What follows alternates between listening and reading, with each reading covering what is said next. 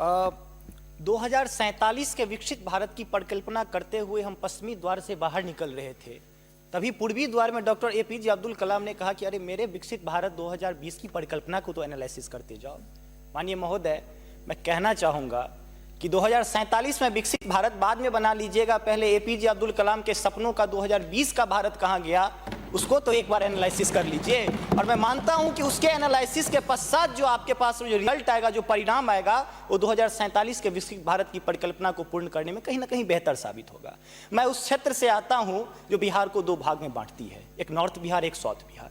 हमारा मिथिला का रीजन 6 महीने बाढ़ के पानी से ग्रसित रहता है। जब मैं राज्य सरकार से पूछता हूं तो कहती है कि विदेश का मामला है भैया, नेपाल पानी छोड़ देता है, मैं क्या करूं, उधर से चना डैम बना देता है। अब तो राज्य में भी सरकार आपकी है, केंद्र में भी आपकी है, तो प्रभु कृपया कुछ तो मदद कीजिए।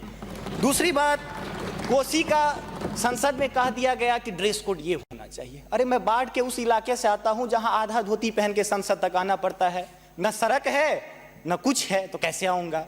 उसी क्षेत्र का एक नंगा बच्चा हमसे कहता है कि साहब मैं बाढ़ से ग्रसित हूं, और दक्षिण बिहार का एक बच्चा कहता है कि मैं सुखाड़ से ग्रसित हूं, मेरे पास पीने के लिए पानी नहीं है। बीच वाला एरिया कहता है मैं नरसंहार से परेशान हूं। तो बिहार की एक परिभाषा बनती है कि उत्तर में बाढ़ है, दक्षिण में सुखाड़ है, बाकी जो बचा नरसंहार है, यही बिहार है।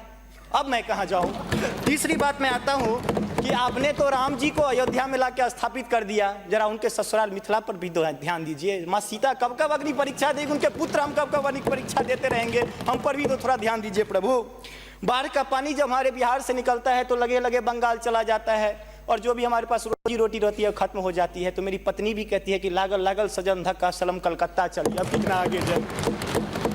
आगे आते हैं, और पर्यटन की पर्याप्त संभावना है। एक बार आप कृपा करके देखिए, पर्यटन मंत्री बैठे हुए हैं, अब ताजमहल मुमताज महल की याद में बना, आपने उसको 7वां अजूबा में शामिल कर दिया। अरे हमारे यहाँ गया में दशरथ मांझी छेनी लेके पूरा पहाड़ तोड़ दिए, इससे बड़ी और क्या बात हो सकती है। उसको पर्यटन के लिए रखिए।